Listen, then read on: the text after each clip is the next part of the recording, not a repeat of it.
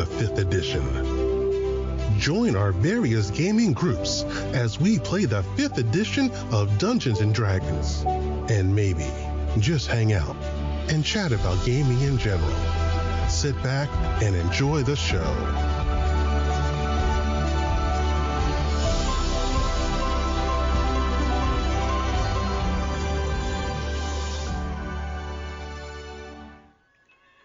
Hi, this is Kelly, aka Trixie from Ragnarok and Roll, assigned to Ragnarok Story, and Tilda Wimblewick from D&D Journey of the 5th Edition. First off, I would just like to say thank you to everyone for listening to our varied adventures, as well as for rating us on iTunes and RPGpodcast.com. If you haven't rated us yet, we would greatly appreciate it if you could. And if you're looking for more ways to support our efforts, we are now on Patreon, a great site where you can help us continue making more podcasts, as well as some special surprises for our patrons. If you can, please look us up at www.patreon.com/cppn. Every little bit helps. And again, thank you for listening. Hi guys, welcome back to Creative Play and Podcast. This is Kelly, and I have here Jim with us, and we are doing the 30-day Dungeons and Dragons challenge, and today is number 6, favorite deity. So Jim, who's your favorite deity? I will totally take 2 spots since, you totally brought up that thing about least favorite setting. I'm going to say as a player and a GM, I have 2 favorites. As a player for Dungeons & Dragons, I have to say, mainly because it does kind of go back to I like Dragonborn. As a player, I am a huge fan of Bahamut, the good dragon god. Domains of life, protection, war, Nice big platinum dragon icon for him. One that I can actually draw freehand pretty okay on character sheets because I've done that before.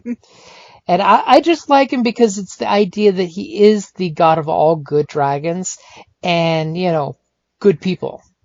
So he totally can be explained off that, like in a lot of the Forgotten Realms, he takes the form of a human monk that walks around, so he's humble and good, and you never know. He does that whole Odin thing without being a dick about it, like Odin. He does the Odin thing without being a dick. Your house will never fall. Oh, did the people get flooded out? But the house is still there. And of course, like in the Forgotten Realms setting, there's nothing more terrifying than this monk that's surrounded by 7 hummingbirds. And you end up finding out those are actually dragons. You don't want to be the guy that starts shit with the guy with the hummingbirds. And of course, in the latest dragon book that came out, they have some really cool Dragonborn stuff, like the Sash of Bahamut. So if you're a monk of any kind, you have this cool magic sash you can use as a monk weapon. Cool. Totally Crouching Tiger-ish with the silk ribbons. Because he's a hidden dragon. See, you saw where I was going there. And of course, as a GM, I will of course put my evil hood on and take the other side of the coin, like quite literally, and say that my favorite god of evil is Tiamat, the dragon goddess of evil, even though I have a long-standing argument with the story is written for the character. And my opinion is she's the god of trickery, right? So we all know Loki, all our favorite trickery gods, how trickery gods go. Mm-hmm. But yet her alignment is lawful evil. Which makes my head always turn like a dog and go, rrr? Because technically, shouldn't she be chaotic evil? Yeah, because you never know what they're going to do. Mm-hmm. And if you ever look at a lot of the fiction, she takes concubines and dumps them on a whim, whereas lawful would like this strict hierarchy that can be counted on. That's a good point. That's just been a pet peeve of me, and because it also goes back to the old love of the old D&D TV series where Tiamat was the giant scary monster that was always on the horizon. Not your antagonist, but a force of nature. Okay. All right. Well, then I guess that's me. Well, for me, I mean, when I had to do a cleric, and I hadn't done a cleric in years, I was like, okay, I'm going to try and find the craziest possible person to be a cleric. So I went with a tiefling that looks just like a devil. But I wanted a god that would be like, what? A tiefling is so I had chosen Pelor. A god of lights, and, the symbol of the sun and all that type of stuff. And I spent a lot of time coming up with specific things that she would say, for like light, and against the darkness and stuff. And part of her backstory too, where she, came from darkness into the light and type of thing. So, but, I actually have another one that I'm going to choose, and it's one that I created. For our Felis game, I have a cleric, and I'm like, well, it's a homebrew player character race of kitten people, basically. They are so cute. So I'm like, well, I wanted them to have their own god, and some of the backstory on them is that they believe that they might have been descendants of familiars. Mm-hmm. Wizard familiars. So I created the goddess Basmi, a partial tribute to Bastet, for cats. I call her the Felis Prima. And basically I created this whole little, Felis doctrine states that long ago Basmi was powerful wizard's familiar. Her silky short fur was pure white except for a 4-pointed star upon her chest in reddish brown, perfectly edged in tawny gold. Together they worked an epic spell. Alas, the wizard was not strong enough, and the culmination he was destroyed. However, being feline, Basmi had the good sense to survive. In fact, she was elevated to a higher consciousness and being. Her once green eyes now blazed in golden light and immeasurable power. Basmi visited the other feline familiars she knew and gifted them a small part of herself. With her gift, the first Felis were created, and they set forth to build their own destiny and place in this world. So, I just thought she was fun. So I have to go with her. That's a good pick. I totally think one of these days we need to get those written up and put on the Patreon page. So I have it in a document. So other people can use her as a god or goddess. Absolutely. As the case She's may fantastic.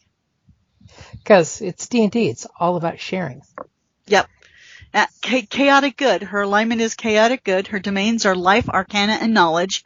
Her symbol is a 4-pointed star in gold on a field of reddish brown, or russet edged in a gold on a field of white. Sounds like you because a cat can never make up its mind. Just when you think they do make up their mind, that's when you're in trouble. Exactly. So I thought that was fun.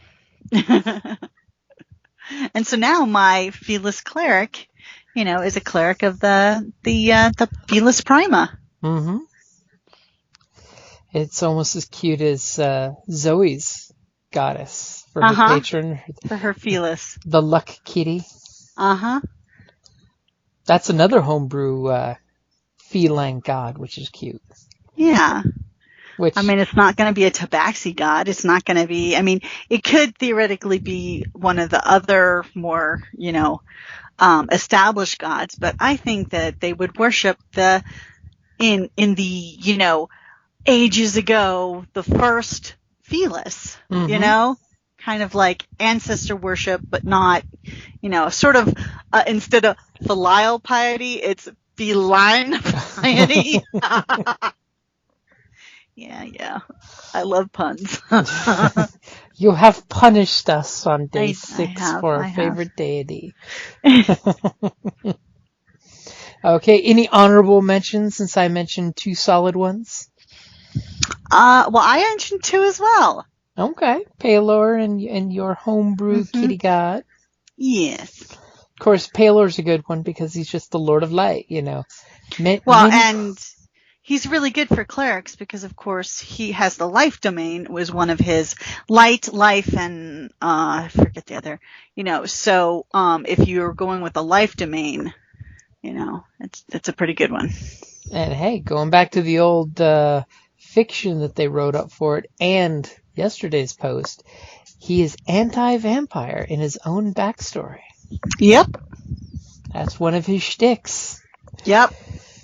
Putting down the undead is a real big thing for him. Yep. I mean, I'm sure there's a story there of why he's the antithesis. The antithesis would be of the vampire.